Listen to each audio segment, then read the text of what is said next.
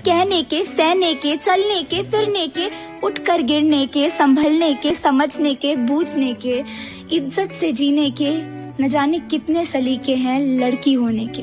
किताबें आपको बता सकती है पर सिखा आपको दुनिया सकती है। मैं दुनिया बदलना भी नहीं चाहती, मैं सिर्फ खुद को इतना बदलना चाहती हूँ कि दुनिया के बदलने से मुझे फ़र्क ना पड़े। एक ही ज़िंदगी है, उसी को अपने तरीके से अपनी इच्छाओं के अनुसार जीना।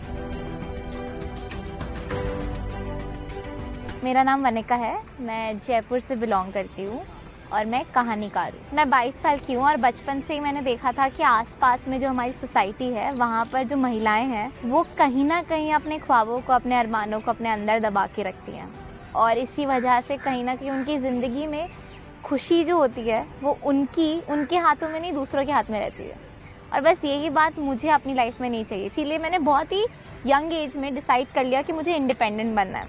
तो जब मैं स्कूल में थी तब भी मुझे कहानियाँ सुनाने का और परफॉर्म करने का, स्टेज पे रहने का काफ़ी शौक था। 16 साल की उम्र में मैंने अपना एक संस्था चालू किया, डिनाइड, जिसमें हम लोग अलग अलग बस्तियों में, ओल्ड एज होम्स में, बच्चों के पास जहाँ पे हमें जगह मिलती थी हम आर्ट को लेकर पहुँच जाते थे और वहाँ से इवेंट्स करवाते थे। और आइडिया ये था कि एक अच्छा टाइम हो उनके लिए भी, हमारे लिए भी। वहाँ पे हमारा इवेंचुअली 2 साल के अंदर 5000 से ज़्यादा बच्चे, बूढ़े, इतने सारे लोगों की हमारी कम्युनिटी बन गई थी और कम से कम 200 वॉलंटियर थे और 5 शहरों में काम हो रहा था। मुझे भी नहीं पता कैसे हुआ, पर मुझे ऐसा लगता है जब आपका इरादा नेक होना तो वो अपने आप फैल जाता है।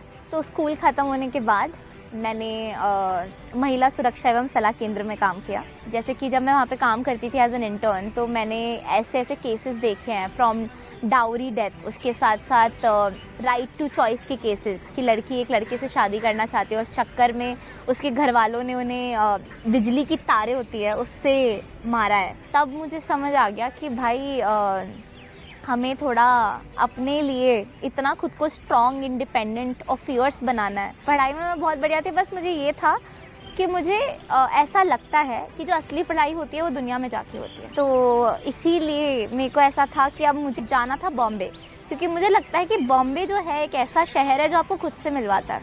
तो उस टाइम पर फिर मैंने एक प्रोजेक्ट चालू किया और नाजिफ, जिसमें हम लोग कॉलेज के स्टूडेंट्स के साथ ही 2 अलग अलग एरिया में काम करते थे साबुन को रिसाइकिल करने का।